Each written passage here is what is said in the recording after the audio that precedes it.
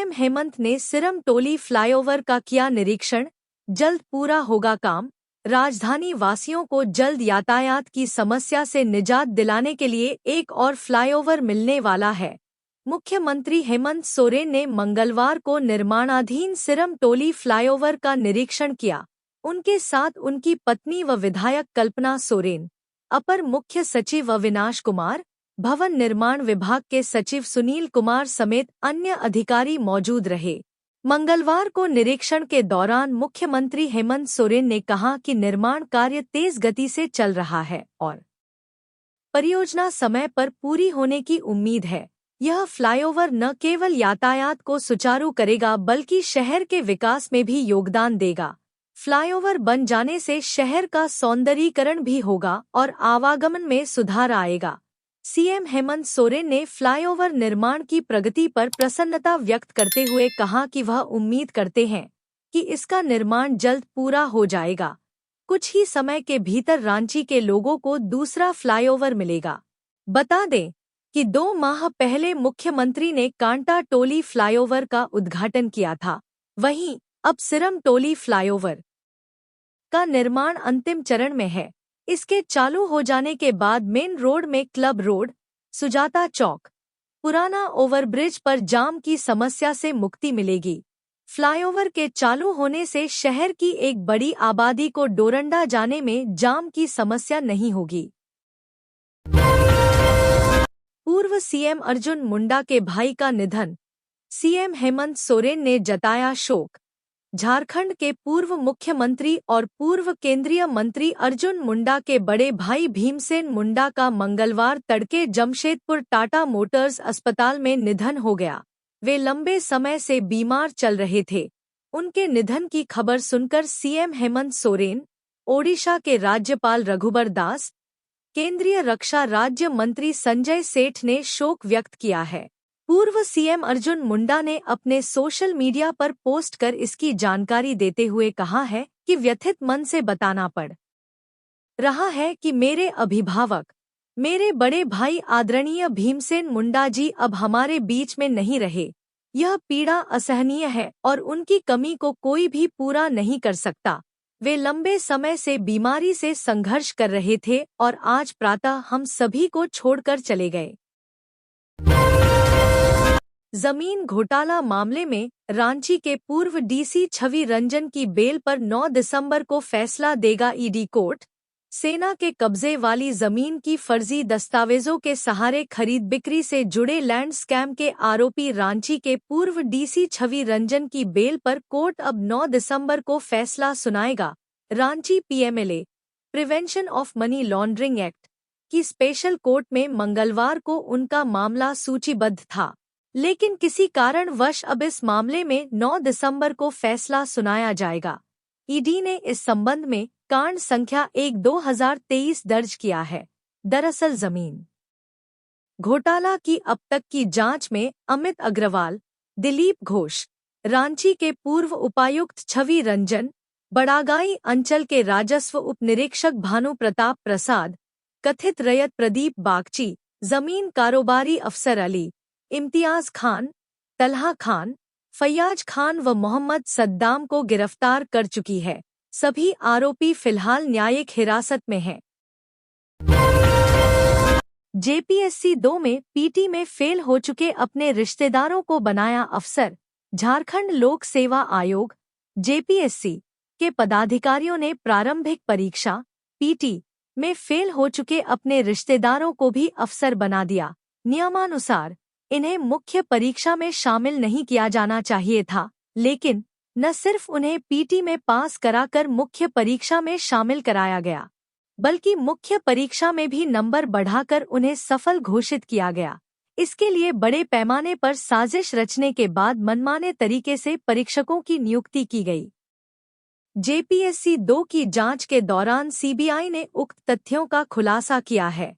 JPSC 2 की जांच के दौरान आयोग ने सीबीआई को कई दस्तावेज नहीं सौंपे। जांच के दौरान मिले दस्तावेज के आधार पर 28 परीक्षार्थियों को जालसाजी कर सफल घोषित करने और नियुक्ति के लिए अनुशंसा करने की पुष्टि हुई, जांच में पाया कि जिन 28 परीक्षार्थियों को जालसाजी कर पास कराया गया था, उसमें से 13 तो प्रारंभिक परीक्षा में ही फेल हो चुके थे। इनमें से 6 परीक्षार्थी जेपीएससी के तत्कालीन पदाधिकारियों और नेताओं के बेटा, बेटी सहित अन्य करीबी रिश्तेदार हैं। पीटी में फेल हो चुके अपने रिश्तेदारों के अफसर बनाने वाले तत्कालीन अधिकारियों की सूची में जेपीएससी के तत्कालीन सदस्य गोपाल प्रसाद सिंह और राधा गोविंद नागेश का नाम शामिल है। इन सदस्यों के बेटा, बेटी और भतीजा प्रारंभिक परीक्षा में ही फेल हो गए थे। परीक्षा में कोडिंग डिकोडिंग का काम करने वाली कंपनी एनसीसीएफ के प्रतिनिधि का भाई राजीव सिंह भी पीटी में फेल हो गया था। हालांकि उसे भी सफल घोषित कर अफसर बना दिया गया। मलेशिया में फंसे झारखंड के 52 मजदूर, सांसद चंद्र प्रकाश चौधरी के प्रयास से हो रही घर वापसी। झारखंड के 52 मजदूर मलेशिया में फंसे हुए हैं। गिरिडीह के सांसद चंद्र प्रकाश चौधरी के प्रयास से वापसी का मार्ग प्रशस्त हो गया है। मलेशिया में भारत के कुल 61 मजदूर हैं। इनमें से 52 झारखंड के अलग अलग क्षेत्रों के हैं। सांसद ने बताया कि ये मजदूर जुलाई 2023 से मलेशिया में फंसे हुए थे। अब 11 से 20 दिसंबर के बीच सभी मजदूर अपने घर लौटेंगे। उन्होंने सोमवार को संसद में नियम 377 के तहत यह मुद्दा उठाया, जिसके बाद भारत सरकार ने मजदूरों की स्थिति पर जानकारी दी। सभी मजदूर कुआलालंपुर स्थित भारतीय दूतावास में सुरक्षित हैं और कानूनी प्रक्रिया पूरी की जा रही है। सांसद चौधरी ने बताया कि उन्होंने विदेश मंत्री एस जयशंकर को कई बार पत्र लिखकर और मुलाकात कर मजदूरों की वापसी की मांग की। विदेश मंत्रालय और केंद्र सरकार के अधिकारियों से लगातार संपर्क कर इस प्रक्रिया को आगे बढ़ाया गया। मलेशिया में फंसे मजदूरों में सबसे ज्यादा 27 मजदूर हजारीबाग के हैं। इसके अलावा गिरिडीह के बगोदर प्रखंड से 7, बोकारो के गोमिया से 18 और हजारीबाग के टाटी झरिया से 16 व विष्णुगढ़ से 11 मजदूर शामिल हैं। बाकी मजदूर ओडिशा, उत्तर प्रदेश और तेलंगाना के हैं। गोमिया के गणेश कुमार महतो ने बताया कि मलेशिया में स्थिति बेहद खराब है। वेतन नहीं मिल रहा और भोजन के लिए संघर्ष करना पड़ रहा है। बीमार पड़ने पर इलाज कराने वाला भी कोई नहीं है। लगातार धमकियों के बीच मजदूरों ने अपनी स्थिति सांसद चौधरी तक पहुंचाई। अब भारतीय दूतावास में ठहरे हुए हैं और जल्द देश लौटने की उम्मीद है। झारखंड में 2 दिन बाद मौसम लेगा करवट, पड़ेगी कड़ाके की ठंड, 5 डिग्री तक पारा गिरने का अनुमान। झारखंड में रांची समेत पूरे राज्य भर में मौसम करवट लेने की तैयारी में है। हालांकि अगले 2 दिनों तक मौसम में कोई बदलाव नहीं होगा, लेकिन 2 दिनों के बाद न्यूनतम तापमान में भी गिरावट आएगी। पूर्वानुमान लगाए जा रहे हैं कि राज्य में 2 दिन बाद 3 से 5 डिग्री तक पारा गिर सकता है। इस कारण कड़ाके की ठंड पड़नी शुरू हो जाएगी। मौसम विभाग के अनुसार पूर्वानुमान है कि रांची का न्यूनतम तापमान 6 दिसंबर तक 12 डिग्री सेल्सियस तक पहुंच जाएगा। बता दें कि सोमवार 2 दिसंबर को रांची का न्यूनतम तापमान 15 डिग्री सेल्सियस तक रहा। इस दौरान पूरे दिन आसमान में बादल छाए रहे। हालांकि कुछ मिनटों के लिए बीच बीच में धूप निकली, लेकिन फिर थोड़ी ही देर में बादल छाते रहे। बहरहाल बादल छाए रहने के कारण लोगों को ठंड से थोड़ी राहत मिली, लेकिन सुबह और शाम में सभी ने ठंडक का एहसास किया। मौसम विभाग ने कहा है कि मंगलवार से रांची का न्यूनतम तापमान 14 डिग्री सेल्सियस तक पहुंच जाएगा। इसके साथ ही तापमान गिरने का सिलसिला जारी रहेगा। मौसम विज्ञान केंद्र ने पूर्वानुमान लगाया है कि झारखंड में 3 से लेकर 8 दिसंबर तक सुबह के समय हल्के से मध्यम दर्जे तक का कोहरा या धुंध देखने को मिलेगा। वहीं 4 दिसंबर तक आंशिक बादल भी छाए रहेंगे। इस कारण राज्य में मौसम शुष्क रहेगा, लेकिन 4 दिसंबर के बाद से केवल सुबह में धुंध दिखाई देगी। इसके बाद आसमान साफ हो जाएगा, साथ ही ठंड भी बढ़ेगी।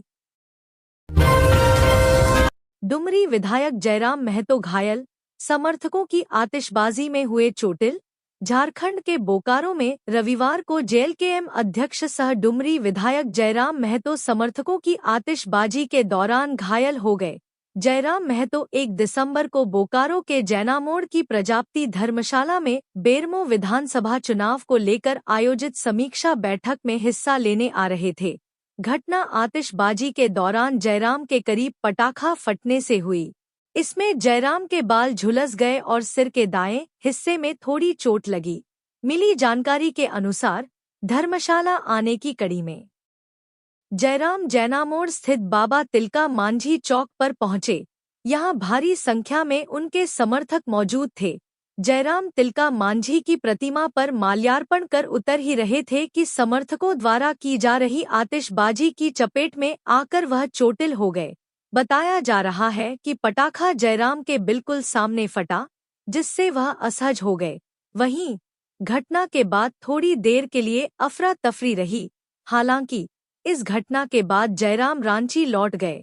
इस घटना के बाद जयराम के सहयोगी चिकित्सकों से दिखाने की बात कहकर उन्हें रांची ले आए।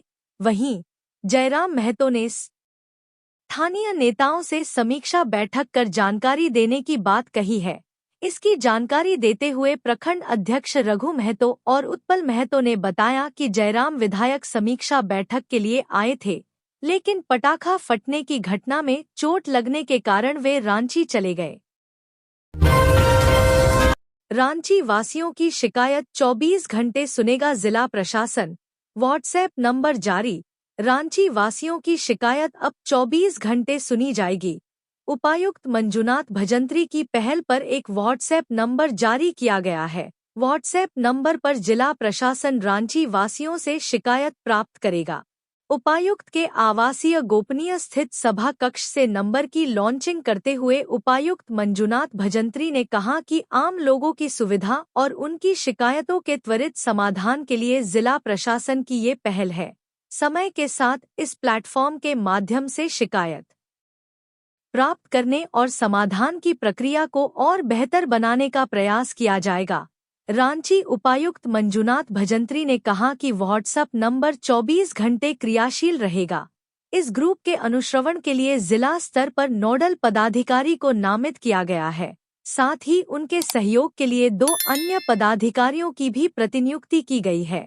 व्हाट्सएप ग्रुप पर समाहरणालय अवस्थित विभिन्न शाखाओं में होने वाले कार्यों और आम लोगों से प्राप्त होने वाली शिकायतों के तत्काल समाधान के लिए 3 पालियों में कर्मियों की प्रतिनियुक्ति की गई है, जिनकी कार्यावधि सुबह 6 बजे से दोपहर 2 बजे तक, दोपहर 2 बजे से रात्रि 10 बजे तक और रात्रि 10 बजे से सुबह 6 बजे तक होगी। प्रतिनियुक्त कर्मी प्राप्त शिकायत ससमय संबंधित विभाग को अग्रसारित करेंगे। साथ ही की गई कार्रवाई का प्रतिवेदन भी उपलब्ध कराना सुनिश्चित करेंगे। अब देवघर से मुंबई जाना हुआ आसान, झट से बाबा के दर्शन कर लौट सकते हैं घर। अब बाबाधाम देवघर और माया नगरी मुंबई की दूरी कम हो गई है। जी हां, मंगलवार को देवघर से मुंबई की सीधी फ्लाइट शुरू हो रही है। यह फ्लाइट सप्ताह में 3 दिन चलेगी। सीधी विमान सेवा शुरू होने से यात्री देवघर से मुंबई की यात्रा मात्र 2 घंटे 40 मिनट में पूरी कर सकेंगे।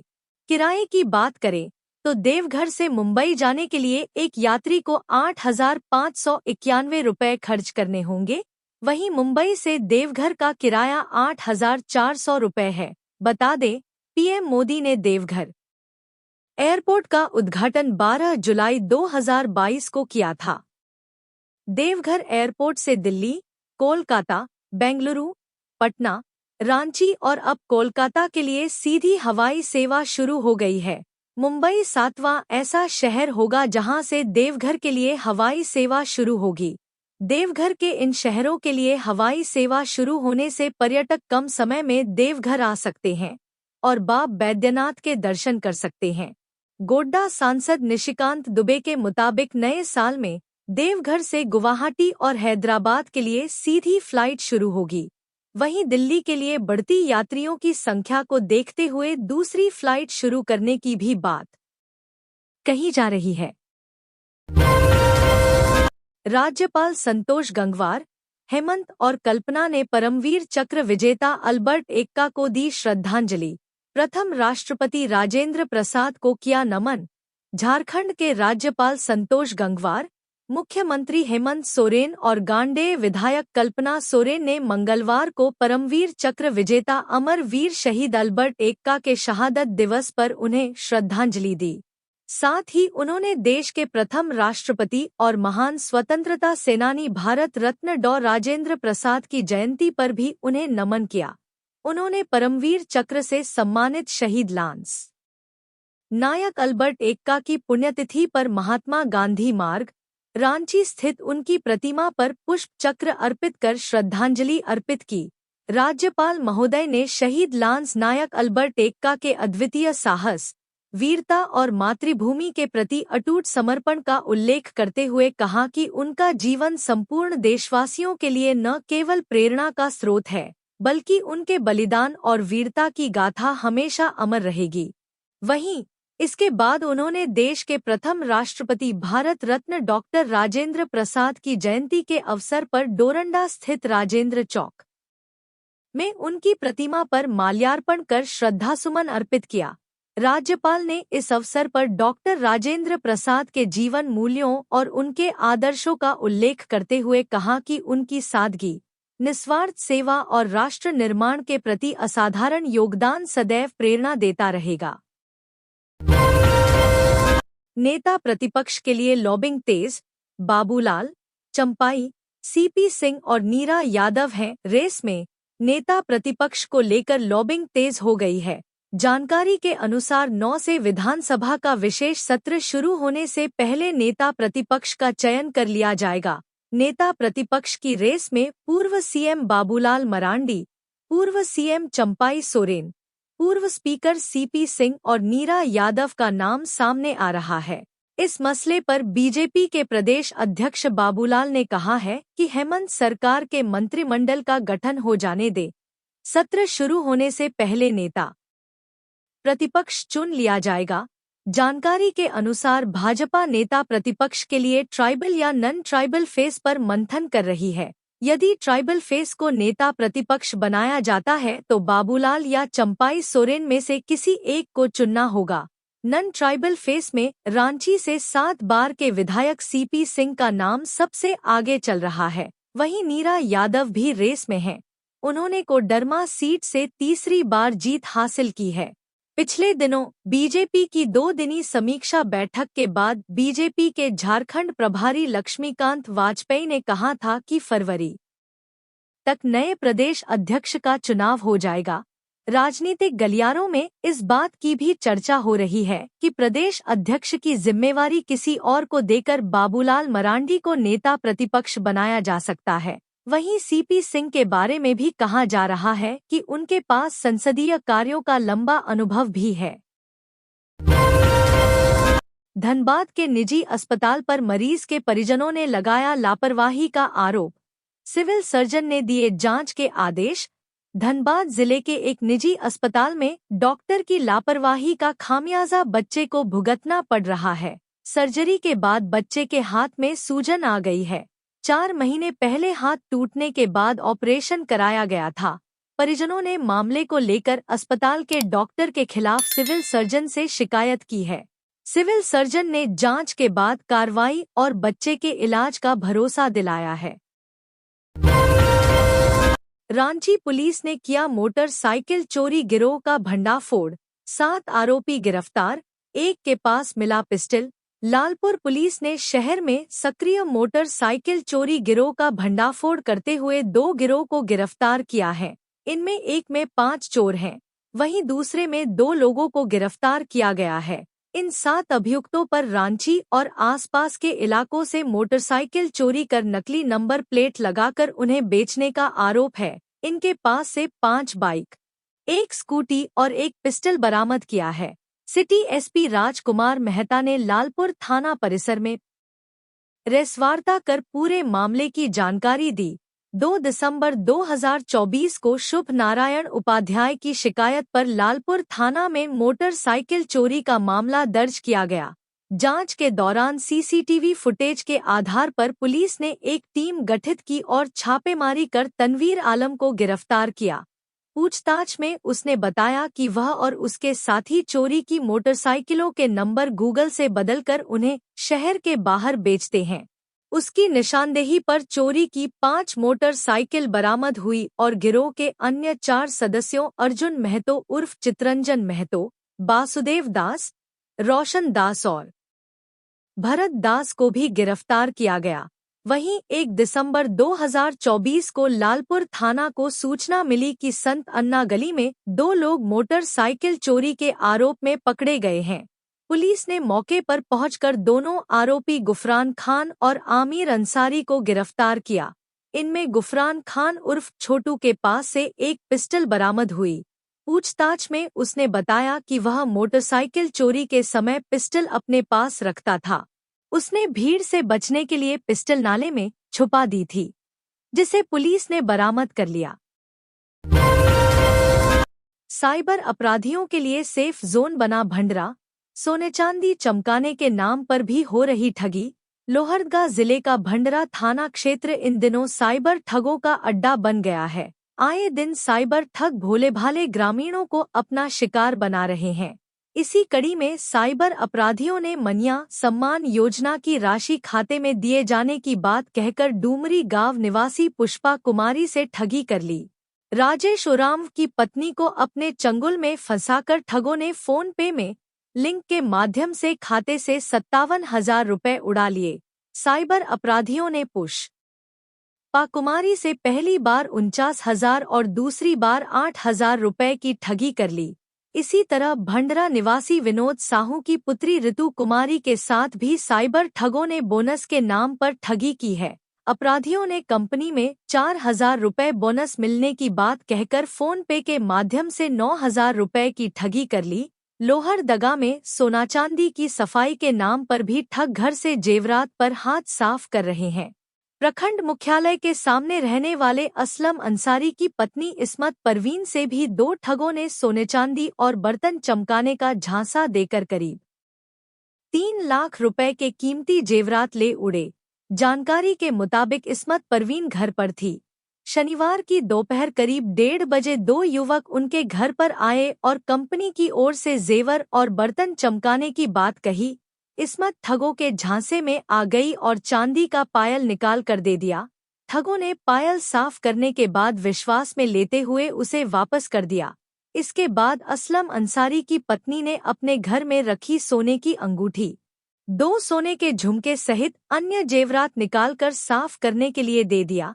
इसी बीच युवक ने नजर बचाकर सोने की सभी जेवरात अपने पास रख ली और भुक्तभोगी महिला को हल्दी व केमिकल मिलाकर एक डिब्बा दिया। शातिर ठगों ने कहा कि सोने के जेवरात डिब्बे में हैं, इसे गर्म करने पर साफ हो जाएगी। भुक्तभोगी इस्मत परवीन ने डिब्बा रख दिया।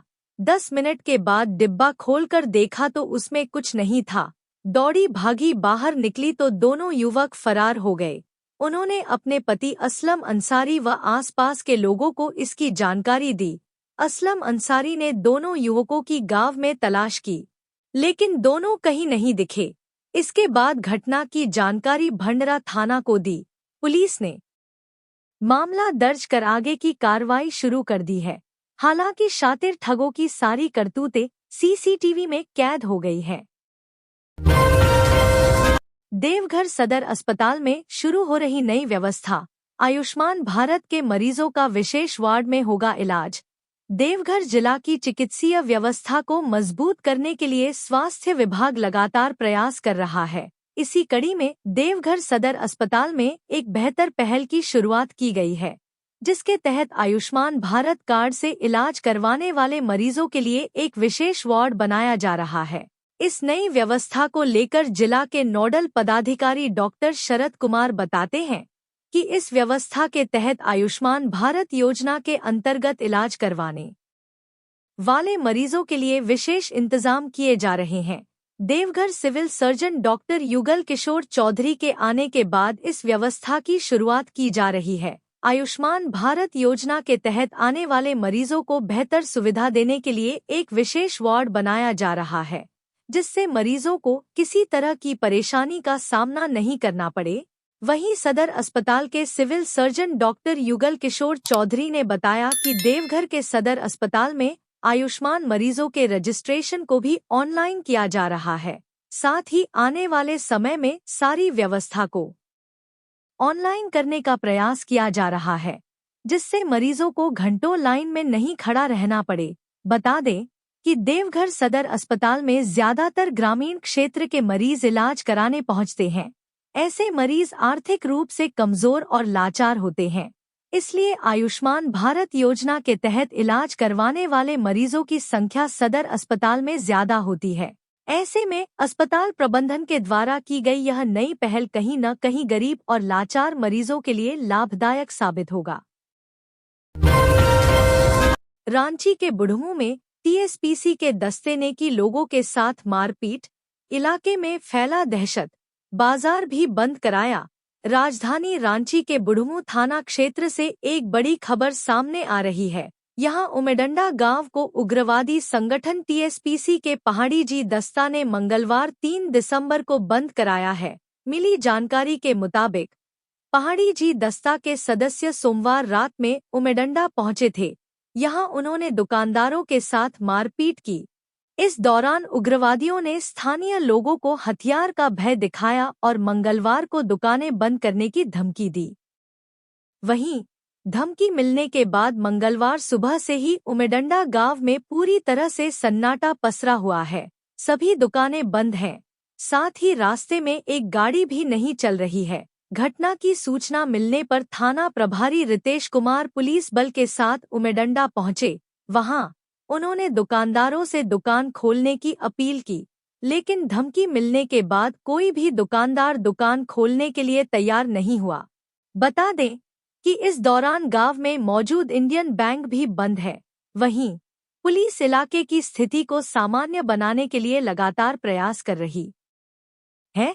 इसे लेकर पुलिस बल उमेडंडा में गश्त कर रही है।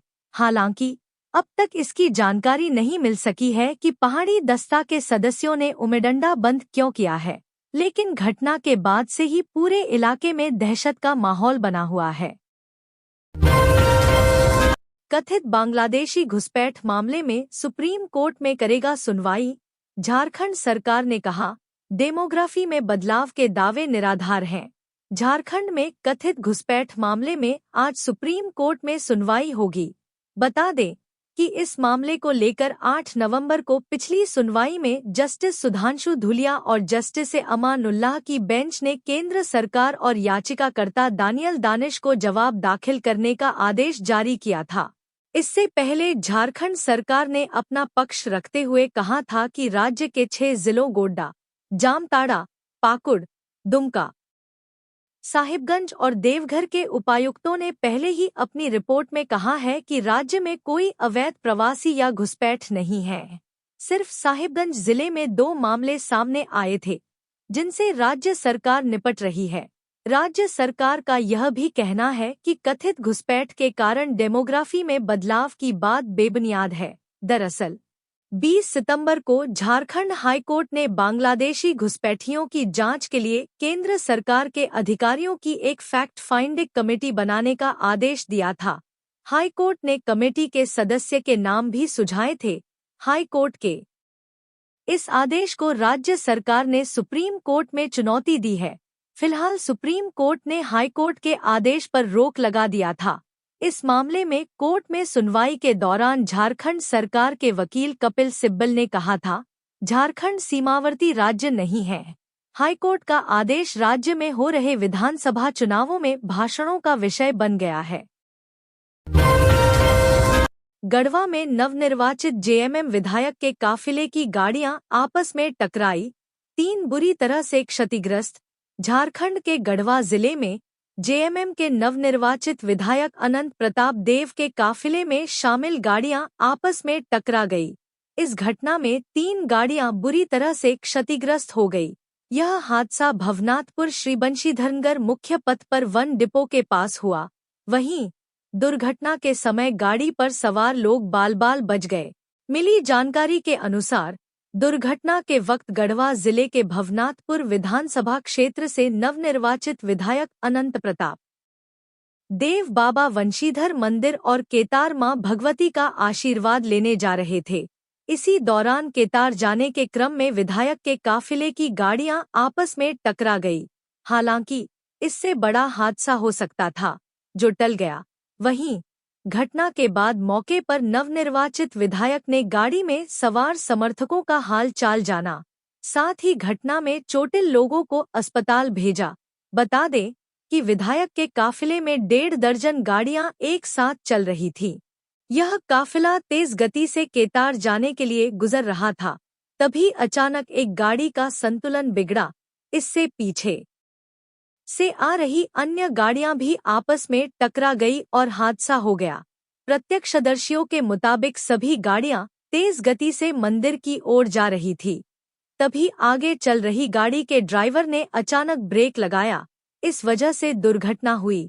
हालांकि इस बात की गनीमत रही कि हादसे में किसी को भी गंभीर चोटें नहीं आई, लेकिन गाड़ियों का नुकसान हुआ है। वहीं घटना की जानकारी मिलते ही स्थानीय पुलिस और प्रशासन मौके पर पहुंची और स्थिति को नियंत्रण में किया।